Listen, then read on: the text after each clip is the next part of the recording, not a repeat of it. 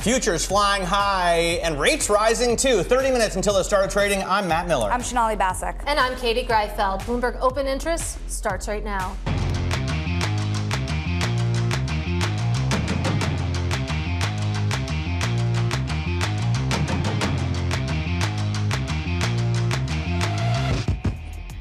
Coming up, bonds drop, stocks rally. U.S. inflation comes in lower than forecast, and it's offering some relief after months of stalling progress.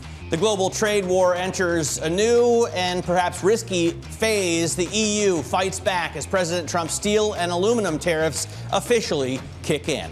And Goldman cuts its S&P 500 target, joining other banks and showing skepticism over the outlook for the stock market. All of that and more coming up. But let's take a look at these markets. Really interesting picture because we have two very different asset classes. The S&P 500, the NASDAQ 100 flying in the pre-market right now after we got that cooler than expected CPI, both on a monthly and an annual figure. So that's what's happening in the stock market, of course, after several brutal days of losses. Then you take a look at the bond market. You actually have yields rising across the curve right now. I highlighted the 10-year Treasury yield, but you're seeing the same thing over in the short end with the 2-year yield, maybe because there's already a lot of rate cuts priced into this market. But it'll be interesting to see if these two markets come back together by 4 p.m. because Steph Gill just pointed out to me that we were flying yesterday at this time, too, in the pre-market. Yeah, we've seen a lot of volatility, obviously, and the question of why we're seeing rates rise is a good one. If you take a look at this chart, you can see here in white the 2-year yield over the past 3 days, and here in blue, stocks. It is strange that the yield rises. That means they're selling bonds after inflation comes in lower than expected. The Fed can cut, so you want to hold on to the bonds you have now rather than buying the ones that yield less in the future. But not if you want to put your money into stocks. And maybe that's what investors are doing, getting some cash to buy equities. Little bit of a rotation, just a little bit, Matt Miller. Let's look under the surface and see some of that rotation live. We are watching shares of metal companies because they're moving higher as President Trump's tariffs on steel and aluminum imports come into force. Alcoa up 2%.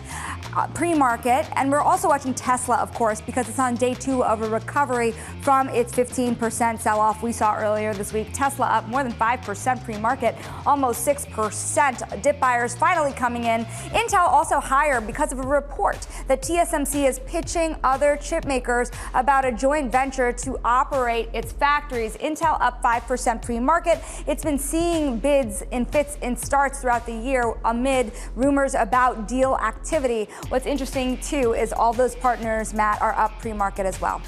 All right, really interesting stuff. We see stocks rally. Obviously, it's been a tough ride for stocks. And I think one of the concerns is that these tariff policies will lead to inflation, maybe inflation that's more than transitory. And then the Fed won't be able to cut.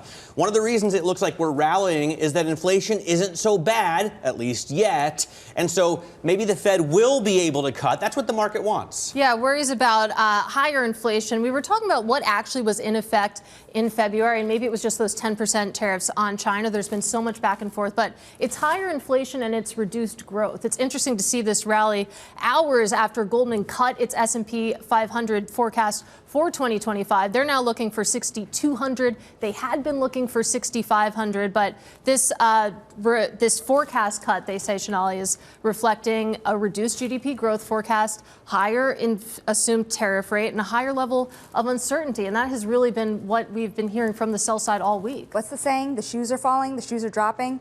The next shoe to drop. Yeah, they're the next shoe to drop. Anyways, the other part about this, too, the inflation data, you see that stagflation worry, to your point that you were making a little earlier today, starting to be a little bit eased. And that is kind of one of the worst case scenarios you could have for the Federal Reserve. Speaking of the Federal Reserve, we're going to break down the inflation data with Bloomberg's Michael McKee, our top Fed watcher here at Bloomberg Television. Mike, when you looked at the data, bring us the good, the bad, and the ugly.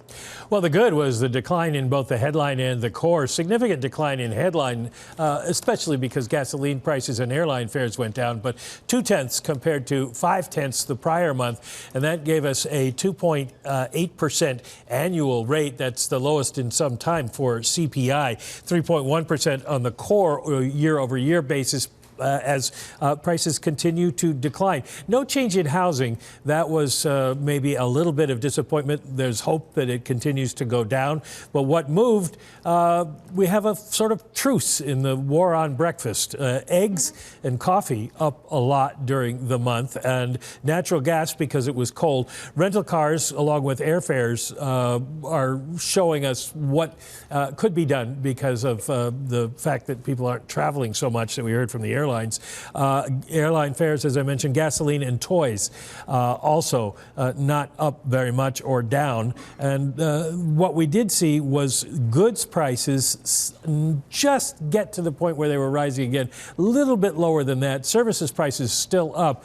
If the tariffs start to have an impact, the blue lines should go down compared to the white lines. Those should start going up because the tariffs will be on goods. And so that's something to keep an eye on. Yeah, Mike, we're going to definitely do that. Michael McKee there is our international policy and economics correspondent. I want to bring in Stephanie Guild here, Robinhood Financial Head of Investment Strategy.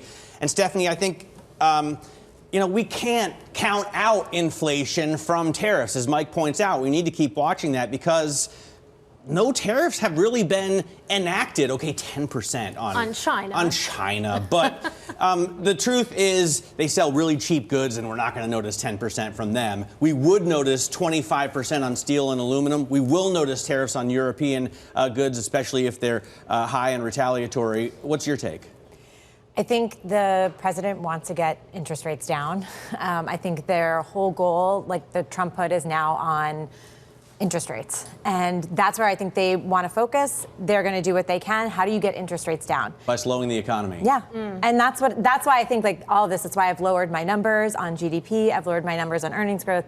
And I also went to 6,300 yesterday on the S&P versus 65. So I'm ahead of Goldman. Yes, you are. But A little higher. A little higher, because I still feel like, look, the economy is not Houdini. It just doesn't disappear that fast. The real economy is what I'm talking about. And I know the market is a forward discounting mechanism, but we are starting from a good place, from labor market, from inflation, at least not going higher for the last few months. So I think that there is still room for us to get out of this, but you have to be realistic about, the longer this goes on, the more, obvious it'll be that you don't have as much growth. I want to go back to levels. So lowering your target to 6,300. You take a look at where we are on the S&P 500 right now, just below 5,600. So getting to 6,300 would be a pretty nice gain for the year as a whole. But tell us about the path to get there, because we've heard from a few sell-side shops saying that maybe you get down to 5,500, maybe you go as low as 5,200. What do you see the trajectory actually looking like? I think the next resistance level on the S&P is 5,400. We obviously haven't gotten close to that. Every time we kind of get sort of, I think it was like 55, 50 or something like that, then we kind of bounce. Yesterday we bounced and then came back down. I think, if we break through the 55, then we're going to get to, 5,400. But I think if we do get to a place where we just know what the tariffs are, you can plan around them. Lots of things shift, then you can sort of see the future, because earnings growth still have been really good. And you can come down a bit, right? I think the ratio is every 1% change in GDP is a 5% change in earnings growth, if you look back over the last 35 years. So if you can see at least just a 0.5% change, and you still have really good earnings growth. One thing we've been asking for the last few days is, where are the dip buyers? If you're out there, give us a call.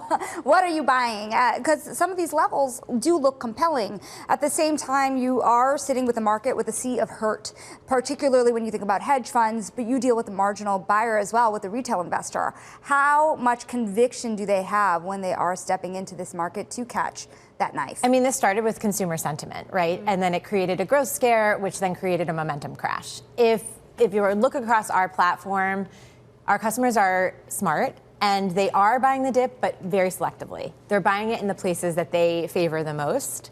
Tesla's was down at least anyway, over 50%. Yeah. That's where you're seeing the dip buying. Also Nvidia.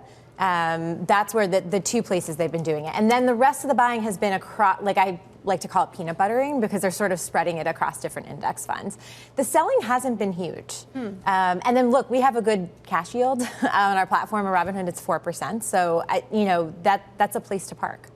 Where do valuations look attractive, or where do the dip buyers find value? I'm looking at Tesla here, and the PE is 105. Yeah, it's still really That's high. higher than most car makers, I would say, right? Let's Yeah. check out Ford for a Put second. it mildly. I think Ford the PE magnitude is higher. 5. Yeah. So it's just 100 more. Look, I think Elon has a following. And when the stock goes down Sure he does. 50%, right? Donald Trump is his following now, right? But I think there are places to buy. Like, I'm looking for turnaround stories. So, like, I still like Gap, right? They had good earnings last week. They had a bump from it. You know, I think, you know, if there are some more tariffs that coming with China, you can see them taking market share from Shine and Temu, perhaps. And they also have just working on their own business. I think there's value in European large caps. I think there's value in Chinese tech names. Like, I think diversifying outside of the U.S., because U.S. exceptionalism is now being questioned, is the right thing to do as well. Yeah, Citi would definitely agree with you there, especially when you bring up China. But I want to talk about other turnaround stories that just can't seem to blossom. I'm going to the small caps and the mid caps too. I mean, people have been waiting and waiting for that trade. Maybe I've been waiting for that trade. What's the outlook there? I was also in that bandwagon. I actually favored mid caps over small caps because I felt like small caps, you know, interest rates are going to be hard. Longer term interest rates are going to be hard to get down because we also have a decent deficit. And if we do have a slowing economy, tax revenues are going to come down. So we just have to watch that. Dude, and it's bleak. I mean, come on. If you need to reshore production, we had a great story on the guy who made the pedals for Nirvana and Jimi Hendrix today. It's easier to do if you're a multi-billion-dollar company. If you're a little guy, tough. But one of the narratives, one of the bullish cases for small caps is that a lot of these companies are very domestically focused. Yes. So maybe they would be insulated from some of these and things. deregulation and possible M&A. It just doesn't, it hasn't come. It has not been the focus of the presidency. And there is a question about M&A, like, you know, being easier. So I think that's what's been hurting it. I still think there's opportunity in the mid cap space, and it hasn't been down as much as small cap. But, you know, this has taken everything down. We have no verdict on M&A yet, right? Jury's out. I mean, one banker. Chris Hughes may have been right. Yeah, right. Gotta bring him on. For the wrong reasons, though. I mean, what's interesting is with rates still high and with valuations all over the place, there's a lot of pain under the surface, guys. So you have to come to market. It just might not be at the prices you like. Stephanie, thank you so very much. Whole market just waiting for Godot. Stephanie Guild of Robinhood Financial. And coming up, we're going to get more details on the latest tariff on metals and the first signs of retaliation next. This is Bloomberg.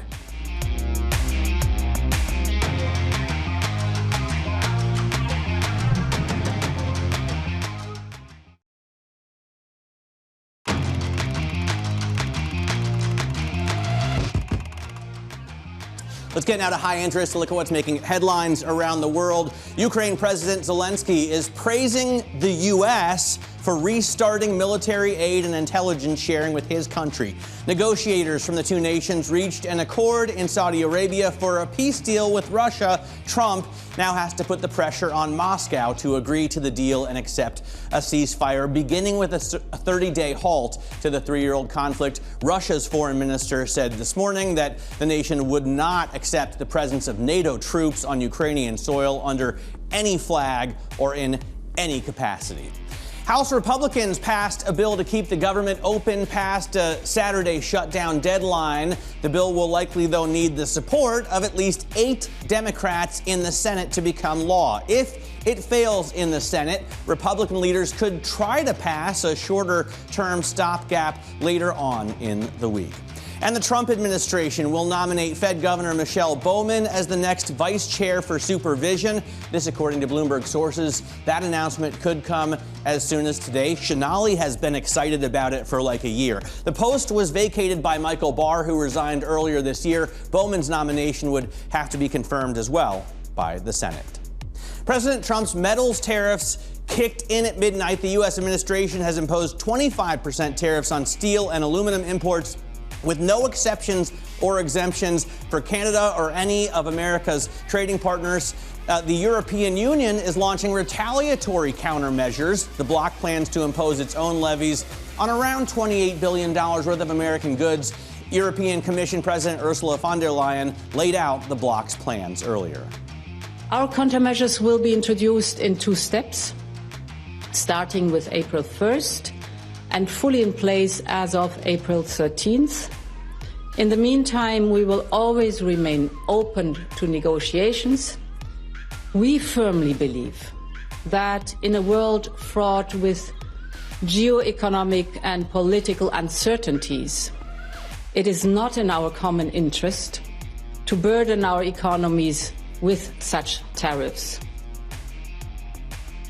Let's say with those tariffs, because joining us now, we have Bloomberg metals and mining reporter Joe Doe. Joe, it was great to have you with us when the news broke about potential 50% tariffs yesterday. Now that we finally have some clarity, take us into your reporting. When you called up executives yesterday, what did those conversations sound like? So initially, when the president announced he was going to double the tariffs on Canada, I spoke to multiple people in the market who are actually supportive of tariffs, basically shrugging, saying, I don't know where this came from. I don't know how we got here. This is a bit confusing. Because remember, these are still businesses. They still like to have certainty to plan for. I do want to throw out one thing I remember from 2018. By the end of 2018, I was going to steel conferences and talking to executives of big steel companies, of re-rollers, everybody in the market. And they said, you know what we need from the president is for him to just make a darn decision. Because you might remember back then he was talking about exemptions, no exemptions, who he liked, who he didn't like. And they said, just make a call. If it's no tariffs, that's fine. If it's tariffs, that's good too. But our customers need certainty. And I think that's what we're going to start seeing here, right now. I totally hear you. And it's interesting. We have Howard Lutnick, the Commerce Secretary, speaking on Fox right now. And he says they will lower the temperature with Canada. And the world is watching, right, the way that the U.S. negotiates with Canada.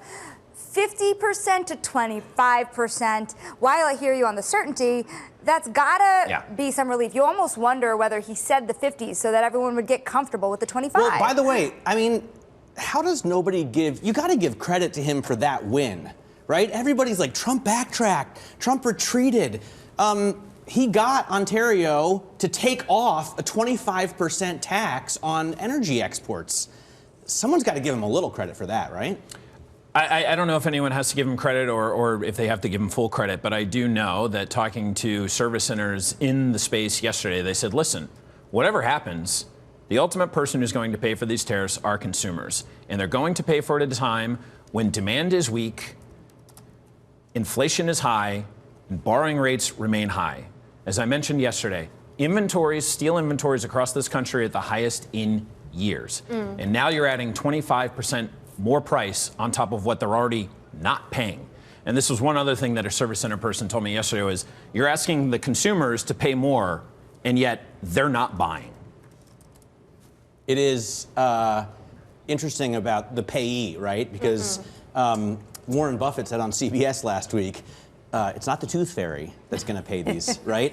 He also said tariffs are an act of war, which I think was fascinating, especially if you put that together with Ray Dalio's comments. Well, you've heard the overnight. phrasing from the Trump administration that this isn't a trade war, it's a drug war. But to your point that there's been this narrative that these tariffs are being used as negotiating tactics. So spin this forward for us, because you write in Bloomberg News today about, there's calls now for more talks. What does that look like? I think I go back to what was initially discussed across Washington, D.C., from major sources within the steel industry going back to November 7th, right, the day after the election. And what had become apparent to me, talking to different folks across this, they said what's going to happen is he's going to go all in on the tariffs, specifically aluminum and steel. It's going to happen. And once they go into effect, he'll negotiate backwards. Now, listen, I don't think any of them expected the kind of back and forth that we have seen for the past 2 months, right? On a Friday, we're going to do this, but on a Monday, no, we're not going to actually do it. But I do think we have gotten to the point where these tariffs have come in place for steel and aluminum, 25% steel, which we had before, 25% aluminum, that's much higher. But there is obviously still room for discussions. We do know, we have reporting that said that there was a lot of lobbying efforts going on in the past 2 weeks by the aluminum industry. We knew that the CEO of Alcoa was sitting in a room with Howard Lutnick and others. Rio Tinto representatives were there. The head of the United States Aluminum Association saying, you guys need to get rid of the Canada-specific tariffs. And listen, they're having the meetings. Does it mean something will actually get done? I don't know. But we do know the conversations are happening, and maybe there is some relief for markets to hear that these conversations are occurring and that there's hope that it could be down the road. Well, to your point, you take a look at Alcoa, you take a look at U.S. Steel in the pre-market, both higher after big rallies yesterday. Joe Dow, got to leave it there. Great reporting and insight, as always. That is Bloomberg's Joe Dow. Meanwhile, a quick check on broader index futures before the bell. You can see the S&P 500 still higher by about 1% after that cooler than anticipated inflation data that hit at 8:30 a.m. Same story if you take a look at the NASDAQ 100 and the small caps getting a bit as well. The Russell 2000 up about 1%. Much more coming up next. This is Bloomberg.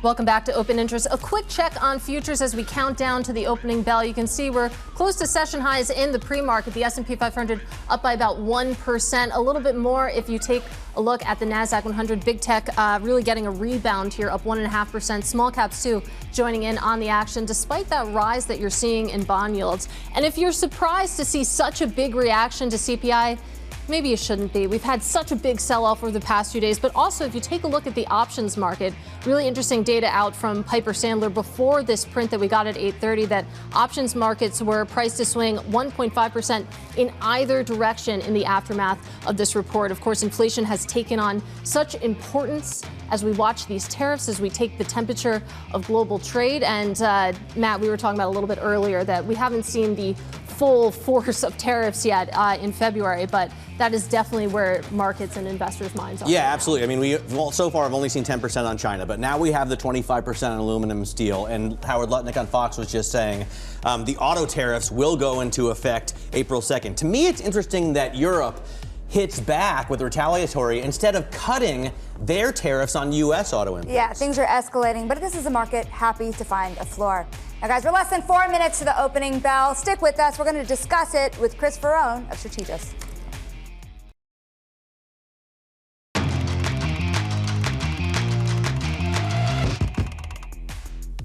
All right, a real rally in futures. Moments away from the start of the cash trade. This is Bloomberg Open Interest. I'm Matt Miller. You can see gains of more than 1% on S&P futures, 1.5% on NASDAQ futures, but this after huge drops that have pushed us more than 500 points off of the highs. I think about 600 points off of the highs from last month. Take a look at the New York Stock Exchange. You see the opening bell being run there and no Formula One drivers. But if you look down at the NASDAQ marketplace, look at that. You've got Formula One or Formula Academy driver down there ringing the bell for Red Bull Racing. Really exciting. And I think Formula One actually kicks off this weekend. I will say MotoGP is far more interesting if you're interested in motor racing sport. In terms of the markets, though, very fascinating stuff going on today. Maybe kind of a dead cat bounce, but we got good data out of the CPI. Katie Greifeld, what do you see in terms of the live trade? Yeah, cooler than expected CPI, but of course we're all focused on the trade picture right now after those import tariffs went into effect last night. We saw retaliation from the EU.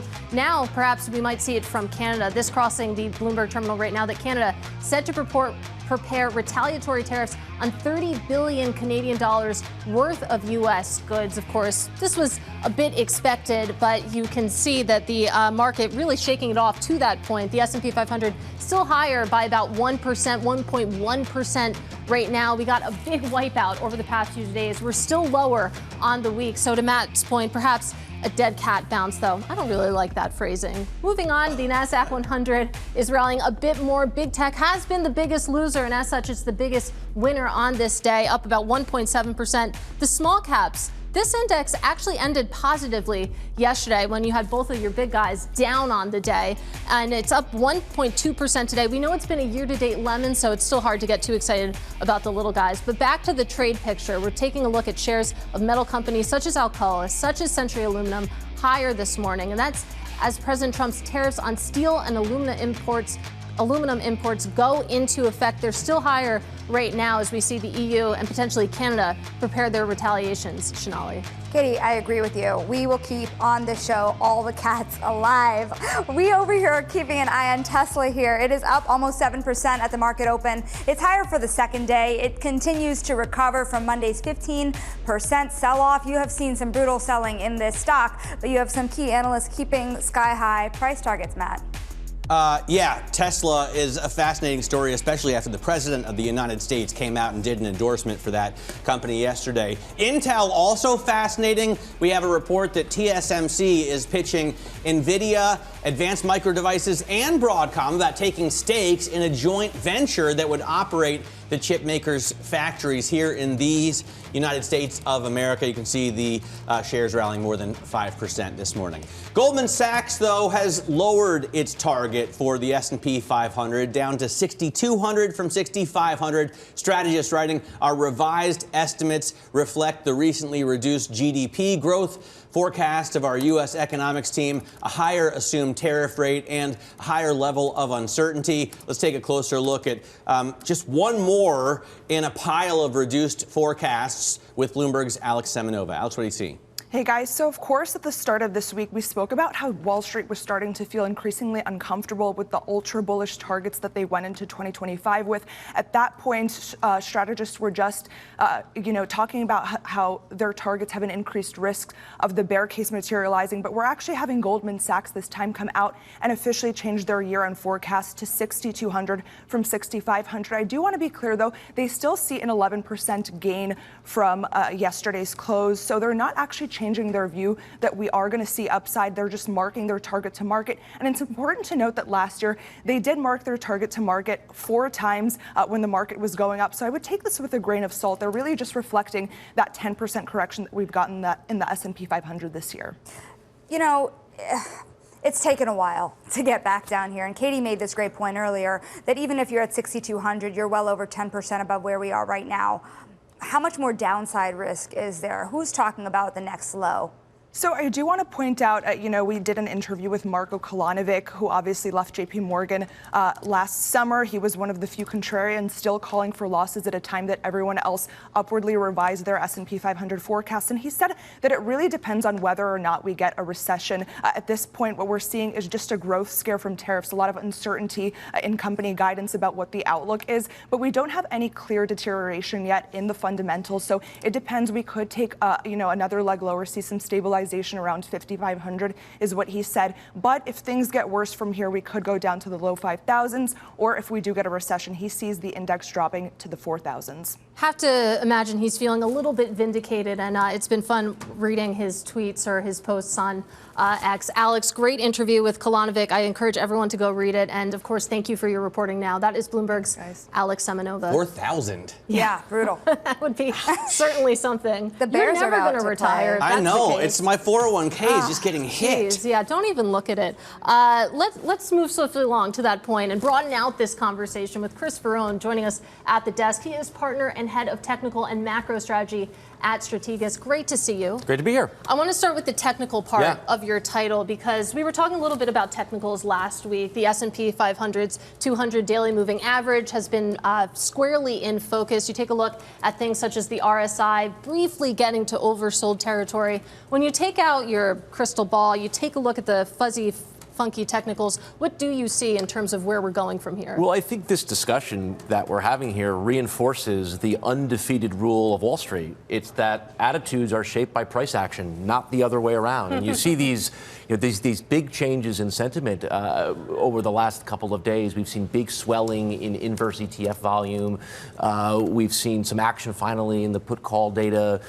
We've seen the survey work get a lot more bearish. So I think the frenetic pace of the market these last several weeks is really starting to take a toll on psychology. That's generally pretty bullish. Yeah. And I think we're probably in the ballpark of a good tactical rally. Whether that means the resumption of the trend, I think will be told over time, but I think we're in the ballpark of a pretty good rally here. You're the head of technical and macro strategy. Are the technicals more difficult to read in this kind of volatility? I mean, if the ticker is going crazy, is it more difficult to? Matt, I think it's where you have to rely on what has really served you well over the years. And one thing we spend a lot of time on is credit, right? What turns a 10% correction into something much more sinister? Typically when credit conditions are really deteriorating or credit is disproportionately worse than what equities suggest. And that's just not the case here. We did some work this morning. Over the last 20 days, S&P is down about 10%.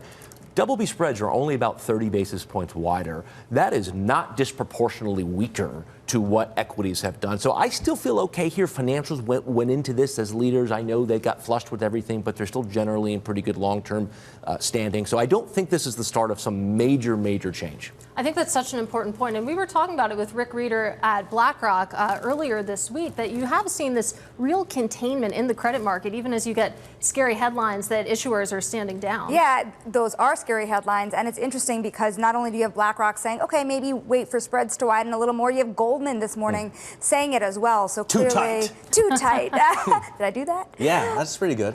So, you know, I want to actually switch gears just a little bit to have you weigh in on this tariff rhetoric. We were kind of talking on the sidelines here about what you're seeing in retaliation.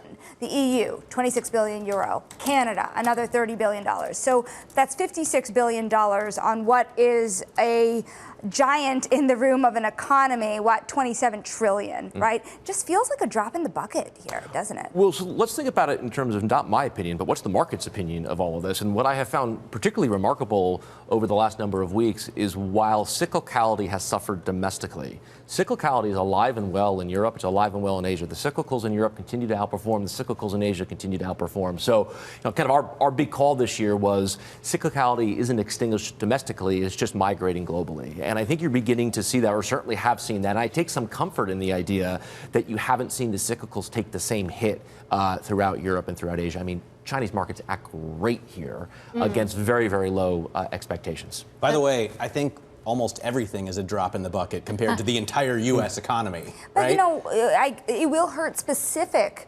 companies, that's for sure. Yeah, I mean, there aren't many bigger numbers than the U.S. economy. Well, that's what I'm saying. When you're seeing the retaliation so far, it doesn't seem to be that big. Yeah, and it'll hurt specific companies. It'll also help specific companies. I mean, we're talking about Alcoa and U.S. Steel, at least from the share prices, they've been acting very positively. In the short term. In the short term, yes. You have to zoom out the charts, but just over the past 24 hours, we've seen rallies in those stocks. So I'm curious about how you approach this as an investor. So there's so much short-term noise here. Are you tactical in this environment, or do you just sort of cover your eyes and Well, I invest think for the big long-term? question out there is the tariff frenzy, is it ultimately inflationary down the road? And I, again, would kind of de-emphasize what one-month CPI print looks like, and then I would instead emphasize what is the leadership messaging of the market, and go back to second half 2021 into 2022 when we were kind of in the throes of that beginning first stage of inflation. Your leadership was very pro-inflationary. It was energy stocks outperforming. It was material stocks outperforming. That is not the market's messaging here. Aside from a bounce in materials today, they have not been your leadership. The energy stocks have not been your leadership. So I don't buy this idea that the market is dead set on all this tariff implementation ultimately being inflationary. I think, if anything, when you look at bond yields over the last number of weeks, from 480 back to roughly 430 today, that seems like the market is more worried about the growth side of the equation than the inflation side. I want to ask your take on credit, and I got a message from a viewer who says he thinks it's underappreciated in the market how much JGB Treasury spreads or Bund Treasury spreads have compressed over the past month. We've seen massive movement there. What do you think about Treasuries? I mean, it was even interesting to see today when the inflation number came out. Yields first went down and then all came up across the curve. Well, let's put this first in some short-term context. We're only 6 weeks removed from 10-year yields being about 480 when everyone was certain they were on their way to 550, right? And what happened lower. If you look at the last 2 years, we're essentially in the middle of the range. The average 10-year yield over the last 2 years is about 420, not too different from where we are today. The correct Treasury call for the last 2 years has been no call. It's been an extremely frustrating range. But Matt, I think you make really important observations about what's going on globally. German 10s look different. They look like they want to go higher. Certainly Japanese 10s have been moving higher the entire time. And highest level in a decade. And you see it with yen. And I would just emphasize to the viewers, think back to when tech's relative performance versus the S&P peaked last July. What else peaked last July? Dollar yen. So to think that strengthening of the yen is not disrupting or changing how money moves around the world, I think would be silly. And I think the biggest impact of it has been seen with tech's underperformance since. Chris, we thank you so much for joining us here on set. I'm glad you brought up that yen point. It's been an important and underappreciated. I'm glad that people who are watching write in, shoot me a message. They have the talk sound to us. on. That's great. Chris Verrone of Strategas Research. Thank you so much. Of course, Strategas is a Baird company. I also want to, guys, point out a point that Chris was making here about the leadership, because on the flip side, you have the negatives, and consumer discretionary has lagged the market so meaningfully relative to what you're seeing elsewhere, down more than 12%. I've also got to say, the great Stanley Druckenmiller came into this year short this sector, according to his pick a ticker tracker, which is a game that is tracked by Robin. You see what I did there? Yes. We've been talking about this all morning, this pick a ticker. It's a contest that Bloomberg does together with Robinhood? Yes, exactly. And you can look at what the great investors are doing. That includes Bill Ackman, who's leading, and Druck is high up as well, partially because of that consumer discretionary short. We will talk more about that at 10:10 a.m. with Carson Block. But I will say, if he was short consumer discretionary, he's just short Amazon and Tesla. Amazon is 38% of the consumer discretionary index. Tesla is 14%. Then you start to get actual. It's good to be short those I two know, stocks. but I'm just saying it sort of distorts the macro narrative. It's a messy read, to your point, that index. I would just short Amazon if I were short consumer discretionary. But we will never know, because they can only really name the indexes and the sectors. He might be short something. Tesla's still down almost 40% year to date. It's the second worst performer in that index. Anyways, coming up, we're going to go to tech. We're going to talk about Intel, though, because it's jumping after TSMC makes a pitch to operate the chip makers' factories with a bunch of partners. We're going to take a closer look next. This is Bloomberg.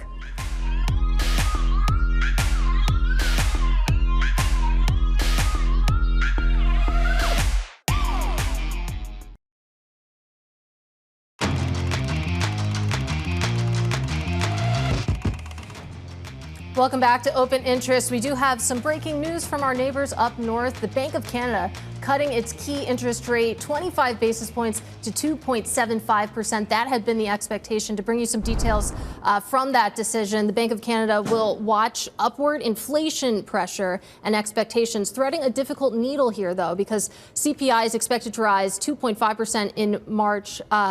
And they're worried about the impact of tariffs. But at the same time, they say that they cannot offset the tariff harm. They can prevent ongoing inflation, and they warn about that economic hit that they might get. Of course, if we do see prolonged tariffs here, maybe a little preview of what we might hear from the Fed next Wednesday. Yeah, we're getting some notes along from the Bank of Canada Governor Tiff Macklem, who says, looking ahead, the trade conflict with the United States can be expected to weigh on economic activity, while also increasing prices and inflation, There you go. We are also watching Intel. The stock is jumping this morning on a report that TSMC proposed to run the Intel foundry division in a joint venture with NVIDIA, AMD, and Broadcom. That's pretty big news. Here with more is Bloomberg's Jackie Davalos. So, Jackie, what do we know about the potential investment in JV?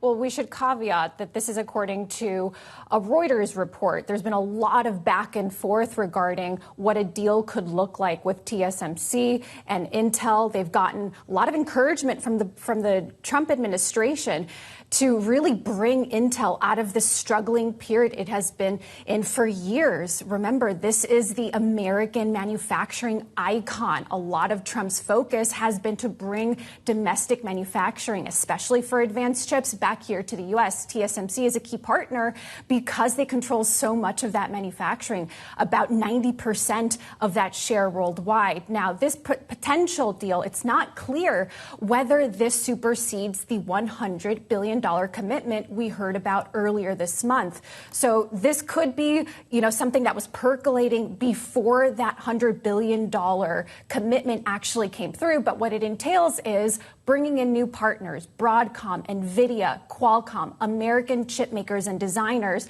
that could be part of this joint venture. But again, we don't really know if this is kind of stale, kind of coming out of the prior conversations, or if that $100 billion commitment is the key step forward. One question I have, to your point on NVIDIA, AMD, Broadcom, I guess when I see fierce rivals being named in the same breath. I get a little skeptical that everyone wants to play nice. And so what incentive do they have to work together to get this done? They can stay within the good graces of the administration. Right now, TSMC is a great example of where political pressure really collides with what's best for their business. They have factories here in the U.S. When you think about the other American players, they want assurances, I'm sure, from the administration. Remember, Qualcomm was one of those that actually just had a meeting on Capitol Hill with the president and his administration to discuss manufacturing, tariffs, and other policy that could affect them. So as you look at some of these players coming in here, they're going to be beneficiaries of the support that the government then extends to the AI sector. All right, well, it'll be fascinating to see when we finally get a deal done here. But Intel shares up about 5.5%. Jackie Davalos, great to see you. Coming up, one unit at JP Morgan churning out $100 billion worth of trades, offering hedge fund-like investing on the cheap. That's next in our Wall Street Beat. This is Bloomberg.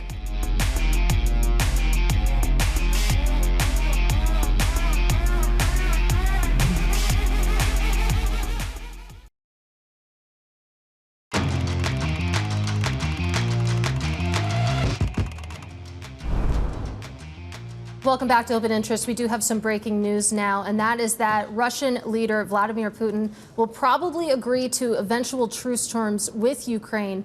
But, and this is according to a person familiar with the Kremlin's thinking, he wants to make sure his own conditions are included beforehand. Russian officials didn't discuss with their U.S. counterparts the specific deal. Of course, we've been watching this back and forth, and this is the latest reporting that we have, that Putin is likely to eventually agree to a truce, but with his own terms. We will bring you more details as we have them. Yeah, absolutely. Eventually, I think, is the operative word here. He's likely to try to drag out the timeline, is what Bloomberg's reporting shows. We're going to switch gears now. Of course, though, the peace, when it refers to Ukraine, is a critical part of what is underpinning these markets as well. We're going to switch gears and go to the Wall Street Beat, to the most read story of the day, actually, on the Bloomberg terminal. A JP Morgan Quant unit has built up $100 billion trading book. The strategic indexes business is at the forefront of the recent boom of products offering hedge fund-like investing on the cheap. Katie and I have been covering this super closely. Joining us now, Bloomberg senior editor Sam Potter. This one hit my heart because I'm a quant myself, a failed one, but a quant nonetheless. And it's interesting to see these strategies proliferate. Why is JP Morgan's becoming so popular? But it's important to say that JP Morgan is one of a number of broker-dealers that are doing this, that are providing these services. And indeed, it is one of the biggest and is at the forefront, but there are several other big names involved as well. This is something that's really taken off in the last couple of years. Essentially, when we talk about hedge fund strategies, the sophistication, the complexities of them, actually some of them are quantitative in nature, and so they are rules-based. So the idea behind these is that you can take those set of rules and you can tie it up into a bank swap or into a structured note and then just sell that.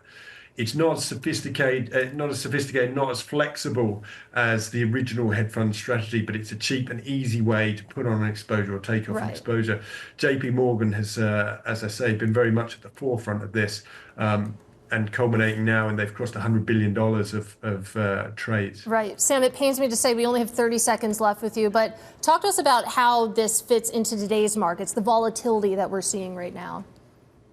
Well, I mean, things are so unpredictable at the moment. I think that the ability to be nimble, to dip in and out of trades is very important. I think that's one of the big appeals of QIS. They are, as we say, easy to put on, easy to take off. They're also cheaper.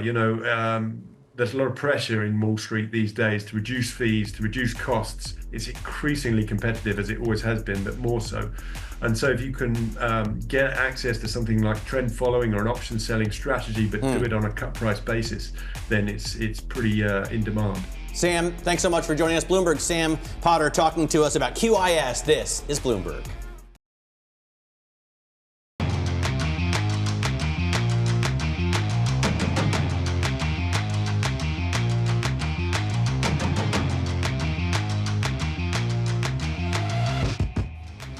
30 minutes into the trading day. Welcome to Bloomberg Open Interest. I'm Matt Miller. I'm Sonali Basak. And I'm Katie Greifeld. And coming up, U.S. inflation comes in lower than forecast, and it offers some good news for the Fed and consumers after months of stalling progress. And as the global trade war intensifies, we'll survey the impact of Trump's tariffs with John Pearson, the global CEO of logistics giant DHL Express. Plus, a Bloomberg exclusive, famed short seller Carson Block of Muddy Waters places his biggest bets for 2025.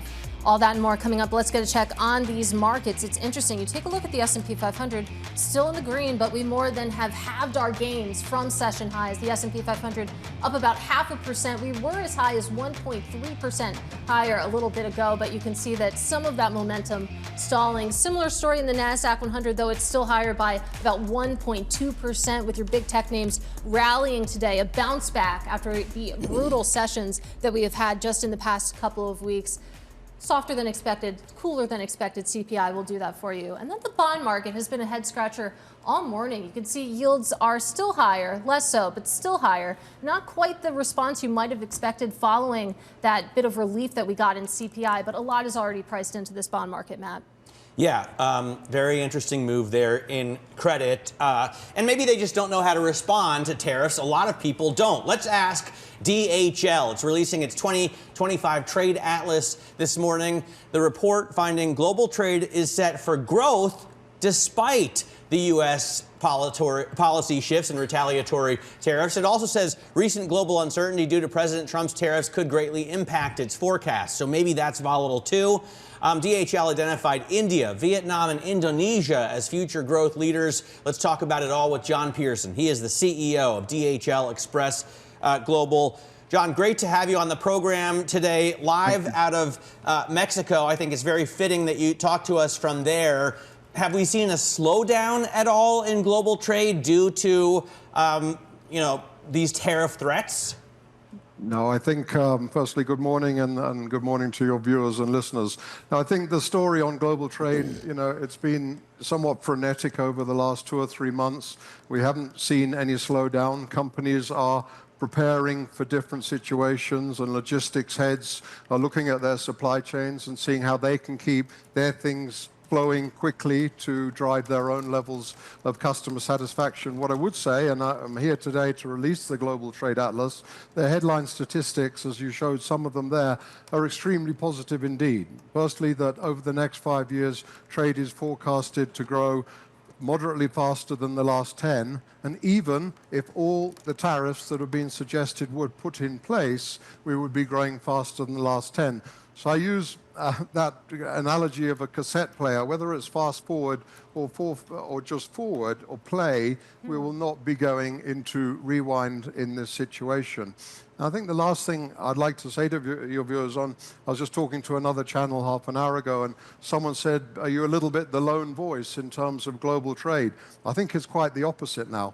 Whilst the US might appear to be retreating from global trade, everyone else is embracing it. And I think people have started to realize that whatever the problem, trade can be part of the solution. So we're very positive on globalization. We're very positive on global trade. We are in the situation where some things are unclear at the minute, but people are still scrambling around and writing free trade agreements in the rest of the world. And maybe the last example I would give you now is that I just read that a Toyota or Honda, excuse the memory fail there, were considering moving some of their activity into the UK to ship into the US. So trade is mercurial, and trade will find a way. It takes a while to find its way, but different doors open, different doors close, and it is our job to connect people and improve lives through trade. Trade and life will find a way. I do want to talk about whether you're seeing any scramble on the part of your customers. For example, we just got this headline while you were speaking that Canada's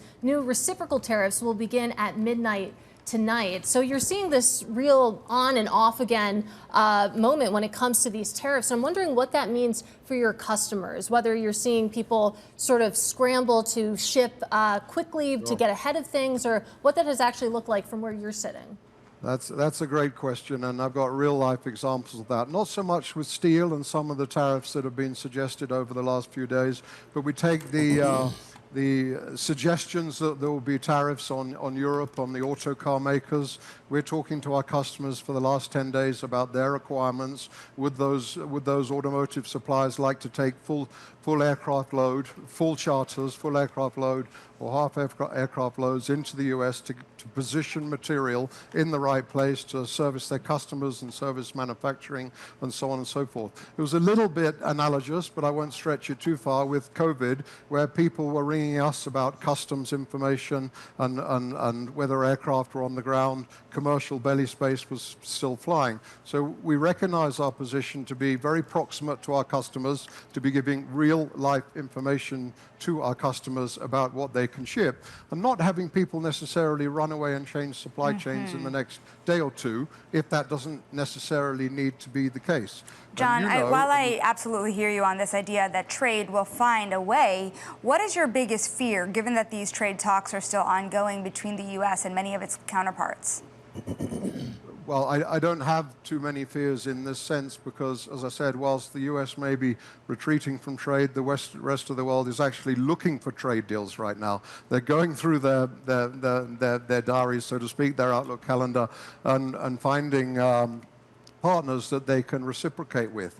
Taking the whole China plus one philosophy that has started. Organizations, Chinese organizations, I would say, as well as multinationals, are diversifying their supply chains into, as the Global Trade Atlas says, Vietnam, Indonesia, Philippines, and India, to position manufacturing sites as well as distribution centers to be able to keep serving their customers. And some of those mega e-merchants that we're all familiar with shipping into the US are also considering locating secondary manufacturing and secondary distribution centers in Vietnam and other sites. So necessity is the mother of invention. And as I said before, you should never underestimate the creativity of buyers and sellers that want to do business. And that's exactly what's happening here.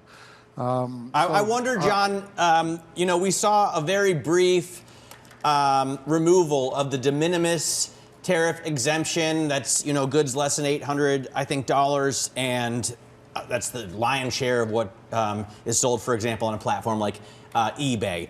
Or Amazon.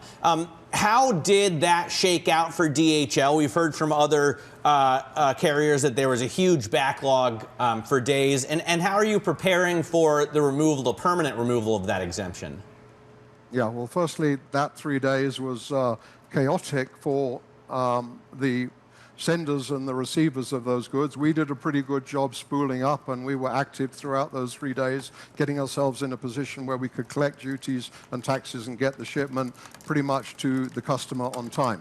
Then it was repealed, and quite honestly, we don't know whether that will be put in place again in April 1, or indeed whether the threshold will be changed from 800 to 250. So our job now is to get ready with modal solutions, different break bulk solutions, which are handled differently in a customs environment coming on.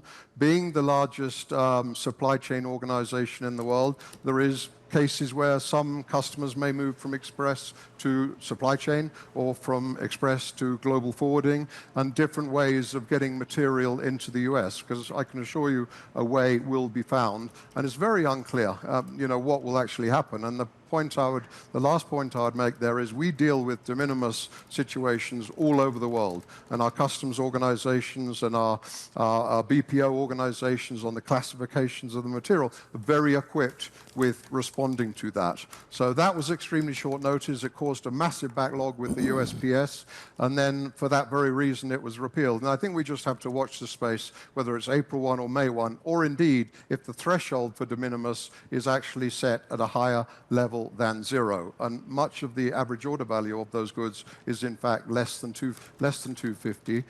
So that would make things much easier. So we're on it, we're on top of it, and as I say, I'm just delighted to be sitting here today in an example of a country that has been the sort of poster child and the flagship of driving trade.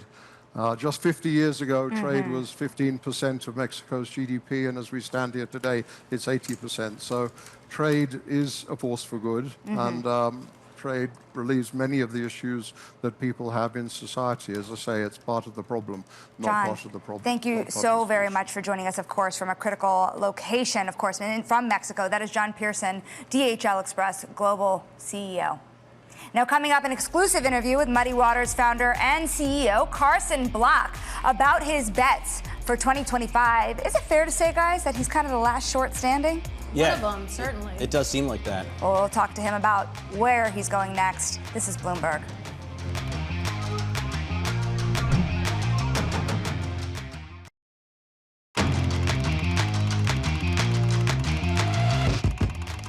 The Robinhood Foundation is enlisting the boldest names in finance for a stock picking contest. Participants are donating $10,000 and making 2 stock picks, a long and a short, per entry. Bloomberg LP, the parent of Bloomberg Television, is working with the Robinhood Foundation on the competition. And one of the players here, Carson Block, he's the founder and CEO of Muddy Waters. Carson is currently ranked at number 20 on the leaderboard. And Carson, this game, I'm getting a kick out of it because when it started, we were in a market that was net long, and now you're looking at a lot of people starting to win more deeply off their shorts. For example, Bill Ackman short the financials. That looked smart today. Stan Druckenmiller short consumer discretionary. What about you? When you think about the ability to go short in this market, how deeply do you dive in? Well, so for us, I mean, we do, all of our shorts are basically the subject of activist short reporting at some point. So the name that we're short for the contest anyway, and we're not actually short it in real life anymore, but is Grifols. And that was the subject of an activist short report by Gotham City Research. And that's a company based in Spain. And it's actually pretty interesting because, you know, at this moment, obviously, there's a lot of political turmoil, and you go to Vice President J.D. Vance's dressing down of NATO ministers a few weeks ago over free speech in the EU. It's funny because with Grifols, the national regulator in Spain actually investigated the allegations by Gotham City Research and has largely corroborated them. Grifols expects to pay, though, a fine of no more than €1 million. However, the principals behind Gotham City Research are presently under criminal investigation for that report in Spain and could do up to 6 years prison time. So Grifols really does have this political overtone as well that makes it interesting. Well, I want to talk about a stock that you don't recommend going short. I'm talking about Tesla. You spoke to Bloomberg TV about a month ago about Elon Musk and Tesla. Let's take a quick listen. It's one thing to ask whether you bet on Elon Musk, but I would not bet against him. I wonder if I suspect he has switched views on a macro level, but especially with how he thinks about Tesla. That would be a little bit embarrassing for him to say publicly. So yeah, maybe just banging the table about, oh, AI and robo-taxis is how he tries to cover up that sentiment shift internally. So, Carson, that was on February 18th. The stock is down mightily since then, down about 38% year to date. I know that Tesla has broken the hearts of many folks who have tried to go short it, but is that still the advice? Don't bet against Elon Musk?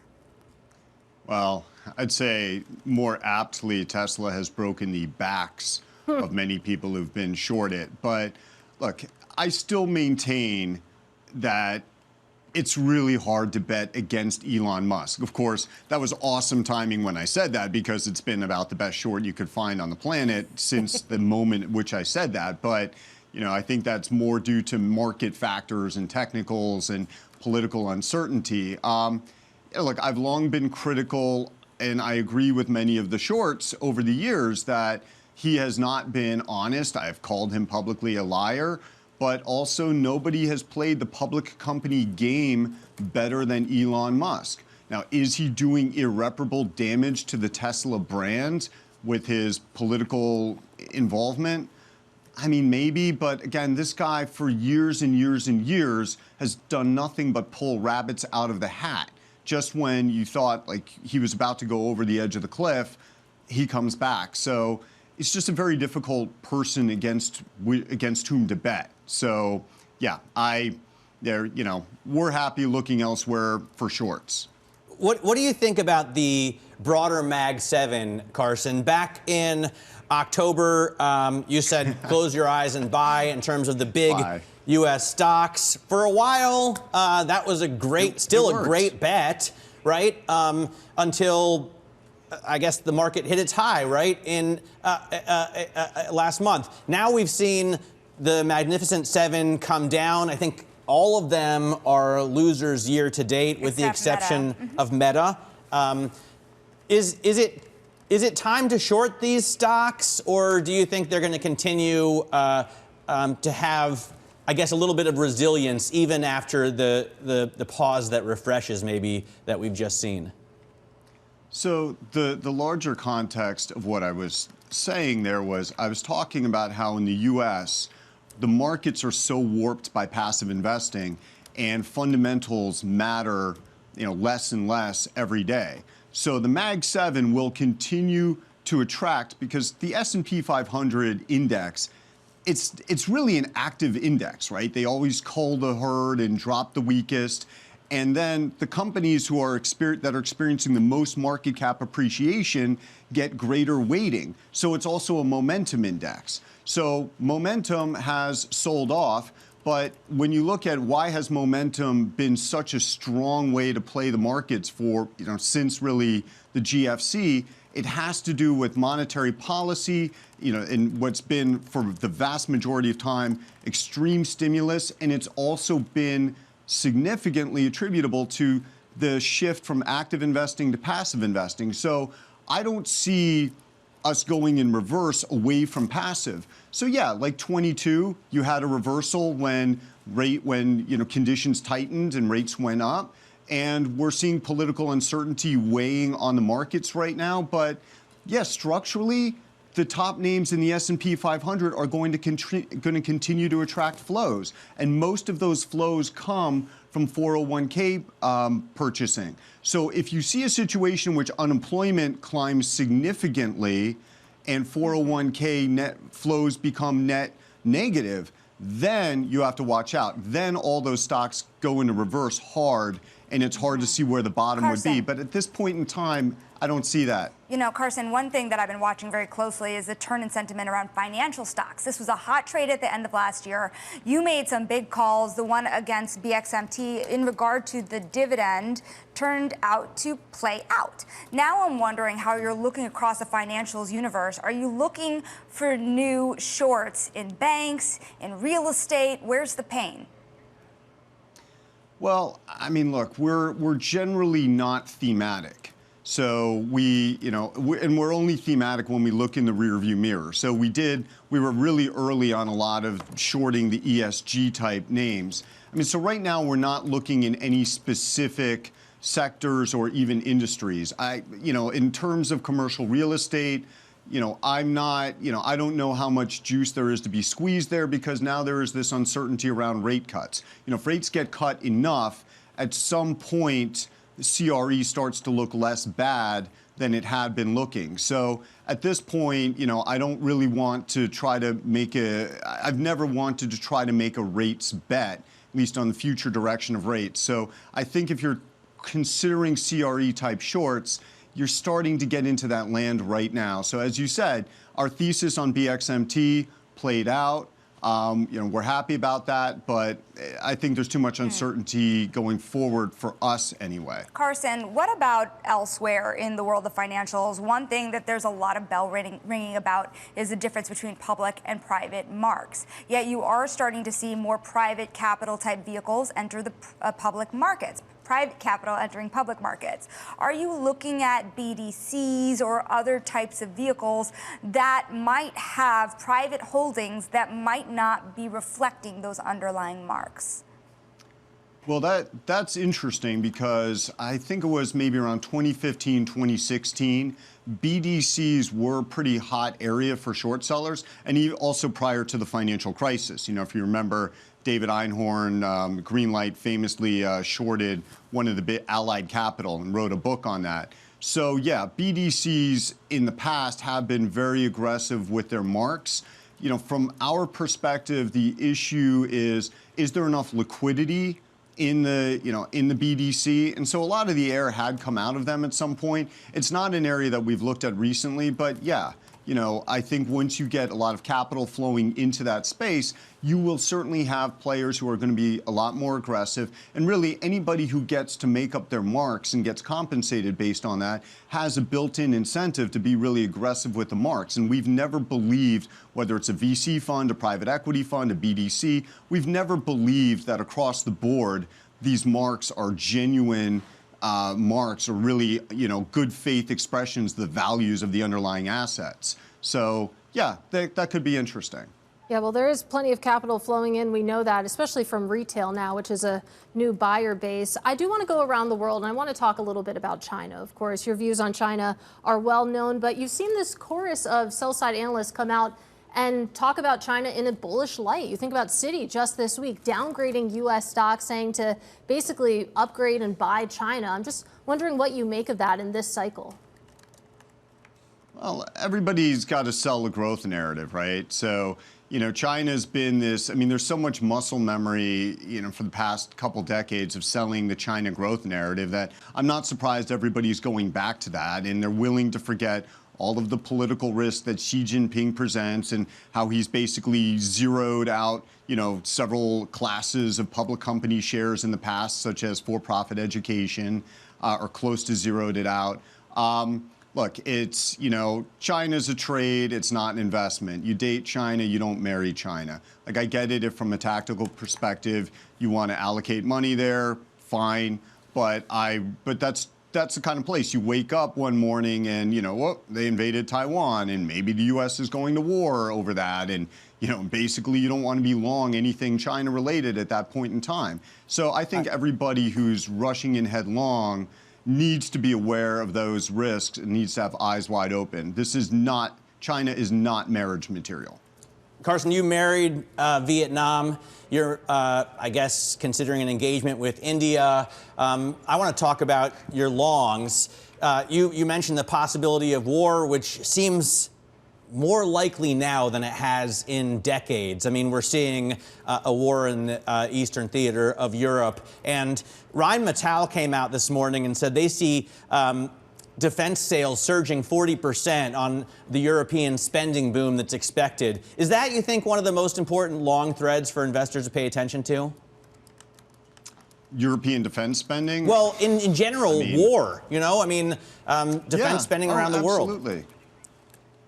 Well, look, from a defense spending perspective, that's, that one's above my pay grade. But the geopolitical risks and the risks of war, absolutely. I don't know that Russia is in a position to make further moves in Europe in the next few years. But, what we're doing with Ukraine and basically rewarding Russia, I think that leaves a lot of powder in that powder keg. Obviously, the situation with Taiwan, I don't know that we're doing anything right now to dissuade Chinese aggression against Taiwan. Iran has been, I think, beaten back nicely by the Israelis recently, but they're probably not going to go quietly into that good night. So, yeah, this is a world that has a lot of risks of real, of expansion of kinetic war. So, and valuations just generally don't seem to recognize that because risk is massively underpriced, as it has been since the GFC. Carson, I'm devastated to say we have to leave it there. Hope to speak to you again soon. Really enjoyed this conversation. Hope to see you in studio next time, too. That is Carson Block of Muddy Waters Capital. Meanwhile, you take a look at these markets just quickly here. You can see that those gains in the S&P 500 continuing to fade, now up only 0.4%. We were looking at gains above 1% earlier, but we'll see how this shakes out. Much more coming up next. This is Bloomberg.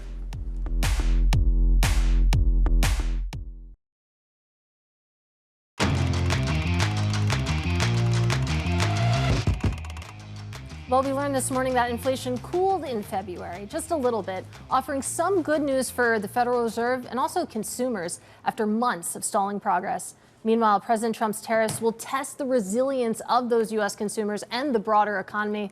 Let's discuss all of that and more with Carla Verrone. She is CEO of The Honest Company, which is a personal care brand. It's great to have you with us, Carla, and I feel like we have to start with tariffs. Talk us through your product portfolio here. We'll get to consumers, but when it comes specifically to your lineup of goods, how are you affected by what we're seeing go into place against China, against Mexico, for example? Good morning, Katie. It's so great to be here. It's wonderful to have the chance to speak to your audience today. I am representing The Honest Company. We are a company that makes cleanly formulated and designed baby products and personal care products. So we're right in the center store of your aisles, and we have diapers and baby wipes and surface wipes and beautiful skincare for babies, but also for adults. And I'm very pleased to say that as we reported our most recent outlook, we really do feel that we have taken into account some of the dynamic nature of the economy related to tariffs in our outlook and in our plan. So at The Honest Company, we actually have a asset-light model, and we have zero debt and $75 million of cash when we close the quarter in the bank. And our diapers are made in Mexico. Our wipes are made in China. And we really do believe that as we've been planning for this time, that we've learned from a playbook we've developed over the years. So tariffs actually are not new for us at Honest. We've been really having a plan to mitigate and be agile during the changing tariffs environment over the past 2 to 3 years. So we step into this moment with a lot of experience about how to make sure that as we provide our guidance, we have a plan that we really do believe is set up to manage some of the things that we know today and the dynamism. Carla, I want to ask about me, kind of. I'm your target market. I have 2 kids, under the age of 5, and especially the last couple of years, as the market has rallied, I've been more willing to pay top dollar for the best products for my babies. Now that we see the market kind of tanking, and I'm like watching my 401k with trepidation, I'm starting to worry about paying a premium, and maybe I can go with the store brand at Costco. Are you seeing that kind of wealth effect from consumers right now? Well, Matt, I have come to learn that you like nice things. So I do appreciate that you also consider Honest among those products that you like. Here's my perspective. What we do know about consumers like your own family is that there is an increasing incidence in childhood allergies. The reported rates of childhood allergies have nearly doubled since 1997, and the market for sensitive skin products is expected to double by 2030 to $80 billion. Those are needs that really are quite personal. I'm also a mom. My kids are teenagers. That's a whole nother stage. I'm here for you when you get to that.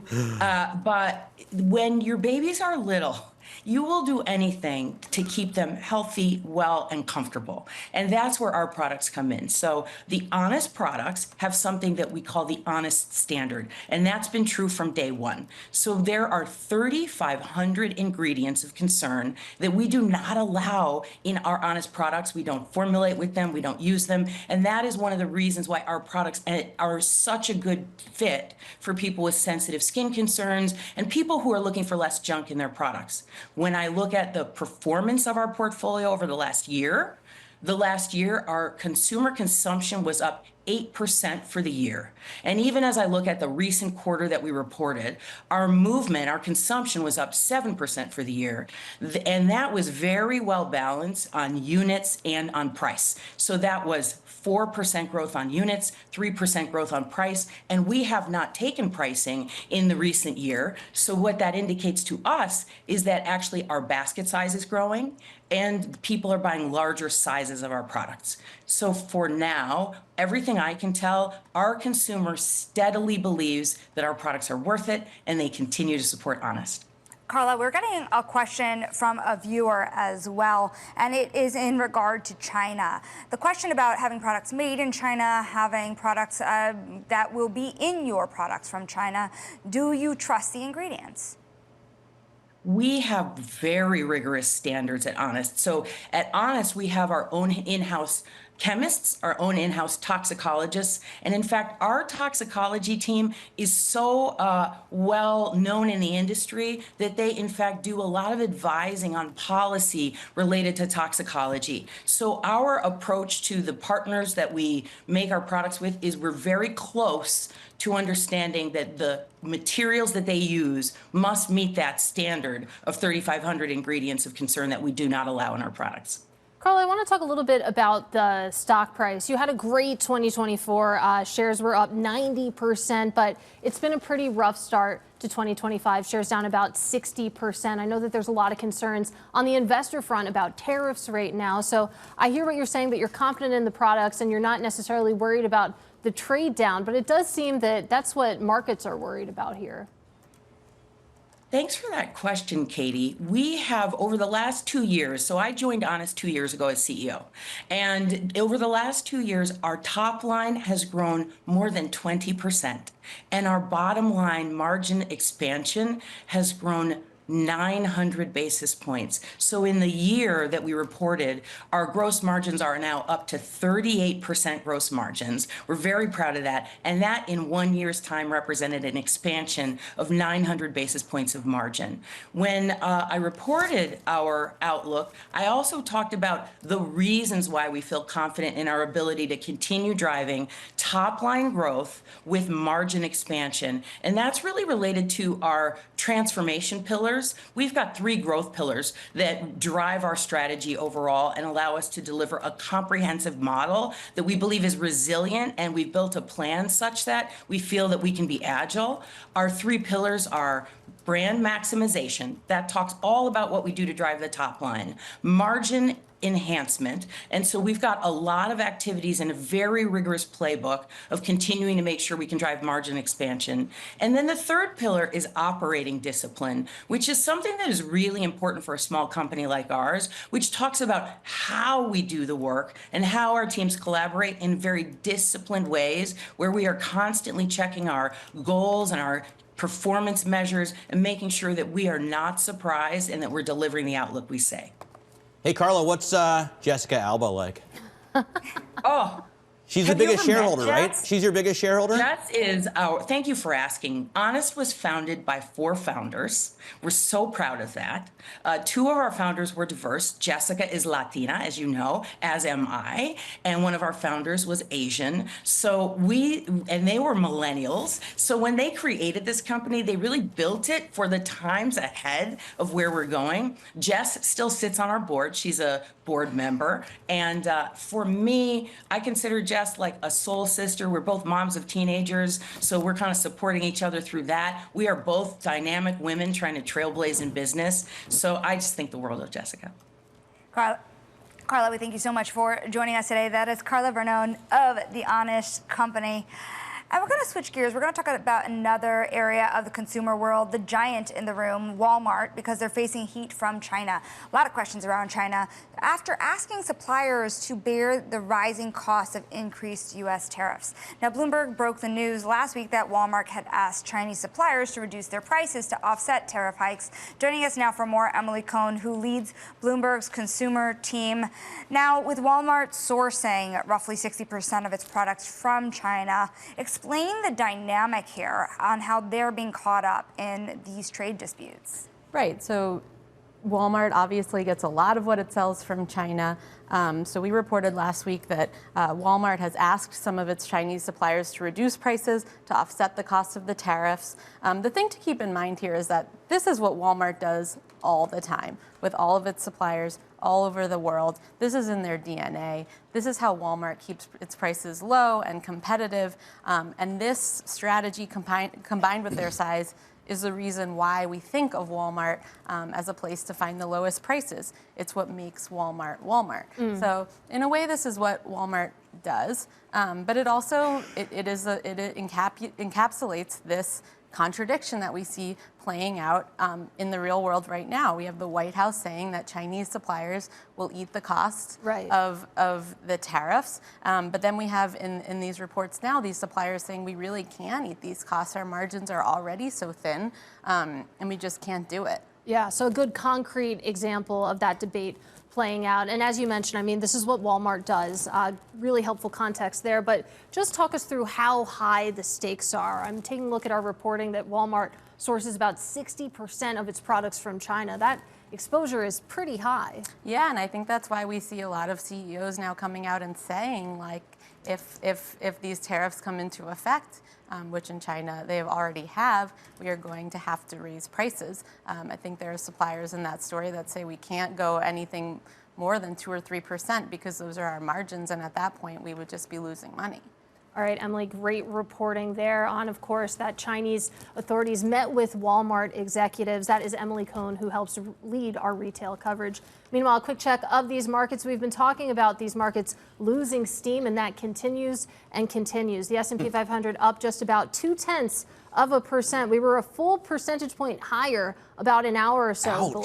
Yeah, you can see that ouching coming through. Also, I love the way NASDAQ Terrell 100. Holt, so one of our producers says stocks coughing up gains. Yeah, that's a word. I've never heard it put that way, but I love that it's just expression. coming right out of the body. Yeah. It's just that we're losing a lot of steam. Hopefully it doesn't turn those gains. into stocks puking, because that's what we've seen over at least yesterday. We open higher, a good pre-market gain, and then it goes away. There's still a lot of daylight between now and 4 p.m., but you're also seeing it play out with the big tech stocks, which have been sort of the pain point of these markets.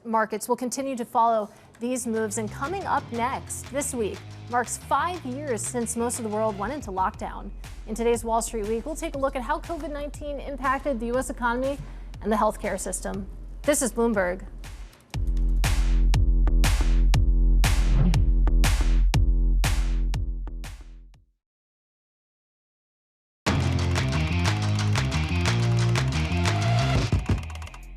All right, it's time now for our Wall Street Week conversation. And 5 years ago this week, the world as we knew it changed. COVID-19 led to lockdowns, empty businesses, and economic turmoil. David Weston spoke to Dr. Charity Dean about how the pandemic changed the U.S. healthcare system. You know, I always say trust is the currency of public health, and right now it's bankrupt. Healthcare was where we all were focused in the spring of 2020. Dr. Charity Dean is now CEO and co-founder of the Public Health Company. But in 2020, she was the assistant director of the California Department of Public Health.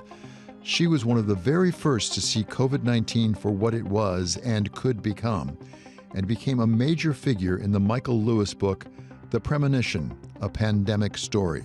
The COVID response was a massive systems failure on every level, across national security, across civilian public health, across the great American companies that hold up our economy. We did not actually have the capabilities to respond to it. And my view of that gets clearer and clearer 5 years later, as I understand just how deep that devastation was.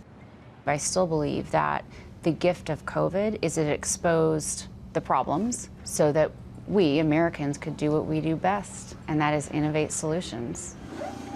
I think Americans learned a tough lesson. That is, no one's coming to save you. A 2023 Gallup poll found that Americans' trust in the medical system fell in the years following COVID, from 44% in 2021 to 34% 2 years later. The tension between civil liberties and providing for the common defense of Americans is the oldest tension in public health. It's as old as our country. Ever since there were vaccines, there's been the argument over vaccine mandates. I am not afraid of that debate because it's the right debate to have, protecting individuals' right to choose versus protecting the whole. I massively support vaccine requirements for kiddos entering public schools. Why? Because the kids that are vulnerable, they have a right to an education that is safe. They have a right to attend school and not worried they're going to get infected by measles because someone else wasn't vaccinated. Having said that, Americans questioning a vaccine mandate during COVID, I think that's just very American. It's who we are. At our core, we're rebels, fighting for our freedom, fighting for our individual liberty. That's what founded this country. So I'm not afraid of that discussion. And I understand American parents who are hesitant, who have lost faith in public health. All of my kids are vaccinated, and so am I. the question of employer vaccine mandates or military vaccine, I will leave that to those more qualified to answer those questions, Secretary Hegseth and others who are running those departments. But I'm not surprised that that became a question in Americans' minds, because it's the right debate to have. And that was David Wesson on the pandemic's effect on healthcare. You can catch Wall Street Week every Friday at 6 p.m. Eastern. Now coming up, Trump puts Teslas on the White House lawn as the stock takes a bumpy ride. More next. This is Bloomberg.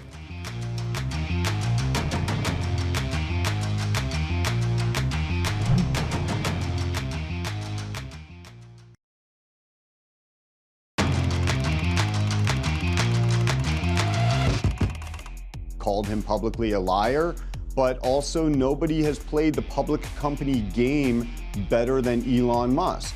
Now, is he doing irreparable damage to the Tesla brand with his political involvement? I mean, maybe, but again, this guy for years and years and years has done nothing but pull rabbits out of the hat. Just when you thought like he was about to go over the edge of the cliff, he comes back. So it's just a very difficult person against whom to bet. That was Muddy Waters CEO Carson Block speaking to us earlier. It's been a rough few weeks, though, for Tesla's stock. And even Elon Musk's biggest fans are backing away from it as it continues to nosedive. The CEO of Tesla and the head of the Department of Government Efficiency did get an endorsement, though, from one fan, President Trump. He said he would buy a Tesla to keep at the White House for the use of his staff. It's a beautiful red Model S, and it's all computer. For more on the story, let's bring in Bloomberg Businessweek's Max Chafkin. We laugh a little because that was an incredible piece of showmanship yesterday. Everything's computer. On the president's behalf, on Elon Musk's behalf, a little infomercial for the Tesla. Does that help? Because he clearly has been driving away buyers. In Germany, for instance, registrations fell 70% in the first 2 months. Yeah. Well, look, whatever you think about Trump politically, whether you agree with him or not, I think most people do agree that the man can put on a show, and that is what we saw. We saw, basically like an episode of The Apprentice, ending with Trump, literally picking out Tesla. In some ways, of course, that's great news for Elon Musk. You have a guy with a, very large media platform. These clips were shown, over and over again on the news. People are watching them. It's the best kind of media you could ask for. On the other hand, not clear to me that Musk is getting a lot of new customers here, right? Musk is so deep in with Donald Trump. I'm not sure that the hardcore Trump supporters really needed to hear this, although it does, I think, make Elon Musk feel better, make him feel like, yes, the protests that I'm enduring, the sales declines that Tesla has gone through, maybe they're worth all the work I'm putting in. And I think that was at least part of it. Trump was trying to, do his advisor and friend now and financial backer a solid. Can you put truck nuts on a Tesla? I have no way to answer that. I do not know. I do want to bring this conversation to the stock price. We were talking to Steph Guild from Robinhood at the top of the 9 a.m. She said on the Robinhood platform, people are in retail traders are buying the dip in Tesla's stock, but then you hear from the likes of Carson Block of Muddy Waters saying that maybe Elon Musk is doing permanent damage to the Tesla brand, and the stock is down 40% year to date still. Yeah, we should say the stock is up a bit this morning, but it's still below where it was, before the election. Musk has not, for all this proximity to power, for all the ways, and there are lots of ways we could talk about that he could benefit from this transaction. He has not benefited so far, and I think it's pretty clear, at least to date, that Trump is getting kind of the better end of this transaction, which, of course, that's the kind of thing that Trump is famous for. Tesla's main customer base were liberals, progressives, middle-class people in cities. It's the kind of person who would either be kind of like a moderate Republican or a Kamala Harris, Joe Biden type voter, and Musk has effectively been turning his back on that constituency, and that's why you're seeing not just these protests, but people sticking bumper stickers on their Teslas that say I bought this before he went crazy, or even in extreme cases Tesla owners buying badges from other car makes so they can hide their affiliation.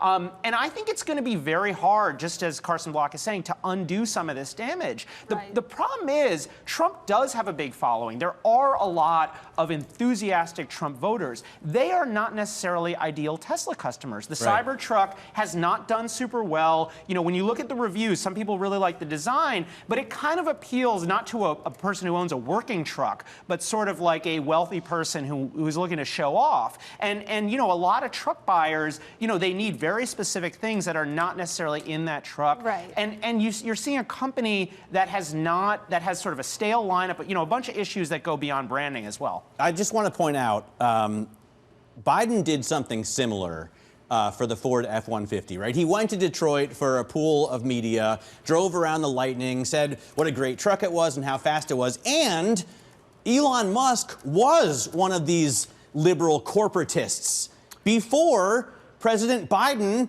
you know, pushed him towards the oligarch camp. Well, so the interesting thing here is this was like a perfect mirror image to this event in August of 2021 when Biden, you brought up the F-150 event. Biden had an event at the South Lawn of the White House, same location roughly as this one, where he praised GM and Ford for their electric car contributions. Musk, really, that was kind of the turning point. That was the snub heard around the world, That was right? the snub heard around the world. Now, the interesting thing is, you know, Musk yesterday is talking about, oh, it's like night and day. He's really enjoying this. A lot of his fans really see, like, okay, this is why I supported Trump. We're finally getting the respect we deserve.